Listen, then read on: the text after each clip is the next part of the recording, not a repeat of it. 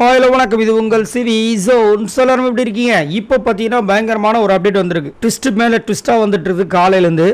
ஆக்சுவலாக ஸ்டார்டிங் பார்த்தீங்கன்னா சுபிக்ஷா அண்ட் திவாகர் எவிக்டாக போகிறதுக்கு வாய்ப்புகள் இருக்குது அப்படி மாதிரி வந்துச்சு. அதுக்கப்புறமா திவாகர் எவிக்டட் அப்படின்ற ஒரு நியூஸ் வந்துச்சு, நம்ம அப்டேட் கொடுத்துருந்தோம்.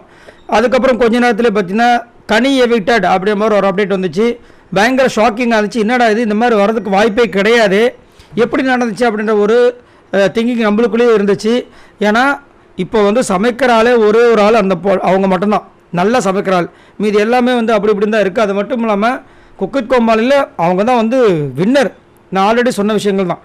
அப்படி இருக்கும்போது அவ்வளோ சீக்கிரத்தை விஜய் டிவி அவங்கள விட வர வாய்ப்பே இல்லையே, எப்படி நடந்திருக்கும் இந்த மாதிரி ஒரு கன்ஃபியூஷன்லேயே இருந்தோம்.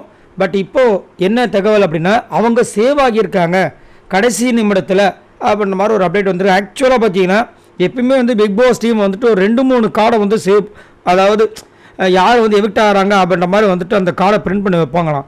ஸோ அந்த மாதிரி பிரிண்ட் பண்ணும்போது வந்த தகவல் தான் நம்மளுக்கு வந்துட்டு டபுள் எவிக்ஷன். அதில் வந்து கனி, அதுக்கப்புறம் பார்த்தீங்கன்னா திவாகர் அப்படின்ற ஒரு அப்டேட்டில் வந்தது. ஆக்சுவலாக சுபிக்ஷாவோட கார்டு கூட பிரிண்ட் ஆகிருக்கும் போல இருக்குது. ஸோ கடைசியாக வந்து இப்போ என்னென்னா லாஸ்ட்டாக வந்து இவங்களையும் சேவ் பண்ணிட்டாங்க போல இருக்குது. ஸோ சிங்கிள் எவிக்ஷன் அப்படின்ற மாதிரி ஒரு அப்டேட் வந்திருக்கு. அது திவாகர் மட்டும்தான் அப்படின்னு வந்திருக்கு. இன்னையா நடக்குது? அப்படி பார்த்தோன்னா திவாகரை சேவ் பண்ணிவிட்டு வேறு யாராவது அமைச்சிருக்கலாம். ஏன் ரம்யா அமைச்சிருக்கலாம், சுபிக்ஷா அமைச்சிருக்கலாம், அரோரா அமைச்சிருக்கலாம். ஏன் திவாகர் அமைச்சிங்கன்ற மாதிரி ரொம்ப கஷ்டமாக இருக்குது. என்ன நடக்க போது தெரியல. ஏன்னா இதை வந்து அவர் வந்து ரொம்ப ஸ்ட்ராங்காக பிலீவ் பண்ணுற ஒரு ஆள். நான்லாம் கண்டிப்பாக போக மாட்டேன், 70 நாள் கன்ஃபார்ம், 70-80 நாள் கன்ஃபார்ம் இருப்பேன்ற மாதிரி மைண்டுக்குள்ளே ஒரு இதை செட் பண்ணி வச்சுருந்த ஒரு ஆள். நல்ல ஒரு நம்பிக்கையான ஒரு ஆள் தான். பட் அன்ஃபார்ச்சுனேட்லி அவர் வந்து திடீர்னு வந்துட்டு விலகுறாரு இந்த பிக் பாஸ் சீசன் 9 விட்டுட்டு. ஸோ போகும்போது கண்டிப்பாக கானா வினோத்தும் விஜய் பார்வதும் பயங்கரமாக அழுவாங்கன்றதுல மாற்று கருத்தே கிடையாது. சரி, இதை பற்றி உங்களோட கருத்துக்களை சொல்லுங்கள் பாய் நண்பர்களே.